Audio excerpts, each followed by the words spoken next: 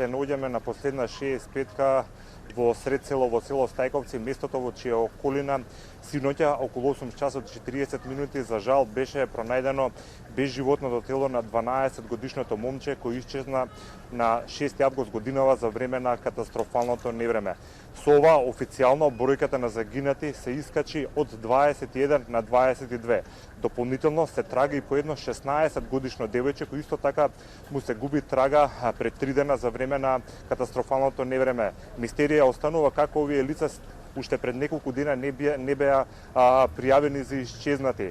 Меѓутоа, да ги прочитам сега официјалните информации. Велат, вчера околу 17 часот лицето Ига од Стајковци пријави дека на 6 и 8 околу 22 часот во близина на раскрсницата улица 8 со улица 5 во Стајковци, движејќи се со трактор, неговиот 12 годишни син, сега починатиот Иван Илиев, кој бил како совозач, а дедото на Иван како водач, во моментот на невремето најшла голем воден бран кој го превртел тракторот и водата почнала да го носи Иван кон местото викано Попово мало, од каде што му се губи трага. Како што кажав, телото на несрекното момче било пронајдено вчера околу 8 часот и 40 минути вечерта. За другото исчезнато девојче се вели дека вчера околу 18 часот ДЖФ пријавил дека на 8.6 околу 20 часот во близина на обиколницата Смилковско езеро. Тоа е делото до обиколницата каде што се случија и оние најголем број загинувања, ги гледавме сите инстертите од превртени камиони и возила. Тамо за жал исчезнало и ова девојче.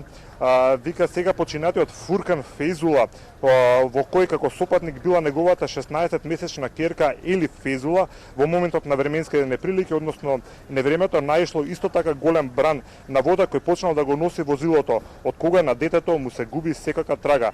Се превземаат мерки за пронаоѓање на детето.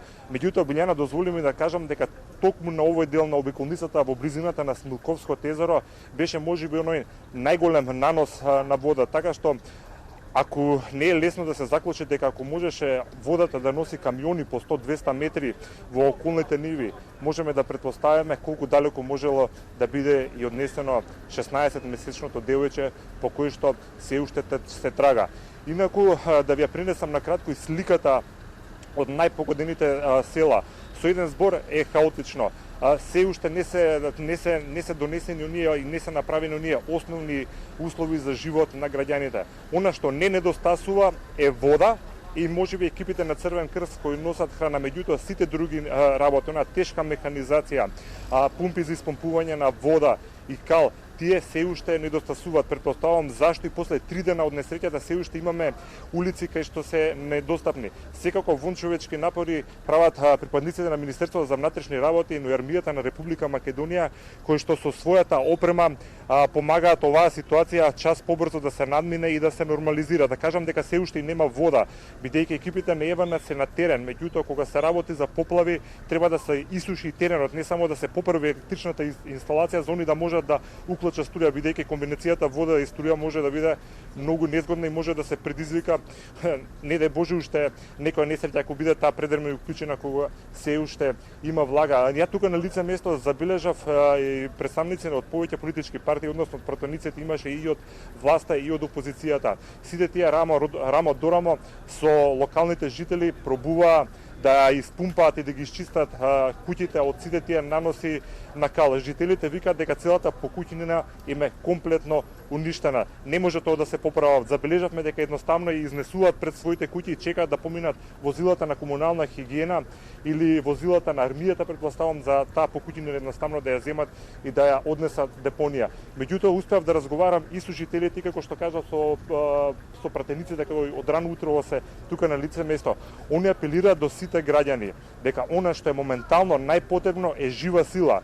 Така што е еден повик пред се до Скопје, ни пошто се најблиску, да ги остават тастатурите и доколку можат да дојдат во Стајковци, во Ченто и во Сингелич, во Камник и да им помогнат на своите сограѓани кои буквално мачат да се ги исчистат куќите од кал и да имаат онакви елементарни услови за живот. Имаше навистина стравични гледки, видов мали деца по 15-16 години како во вреќи влечат шут. Рацете буквално им беа во крв.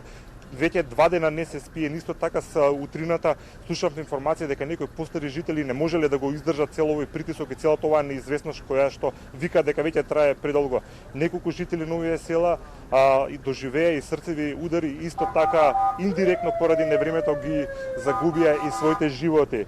Можеме да видиме дека полицијата тука засега успешно се справува со големиот сообраќаен хаос што настанува во овие населби, бидејќи многу луѓе сакаат да дојдат да помогнат, меѓутоа не е организирано со автобуси, туку со своите индивидуални возила, така што и дополнително се ствара некој метеж. Полициски патрули на сообраќајната полиција има на самите влезови на Ченто, ги пропушта само оние луѓе кои што доаѓаат тука да ја помогнат, екипите на Црвениот крст, на медиумите, меѓутоа сите оние жители што се од другите делови на Скопје доаѓаат само да видат што се случи, се враќаат, како што кажа, да се избегне метежот кој можете да го видите и позади мене.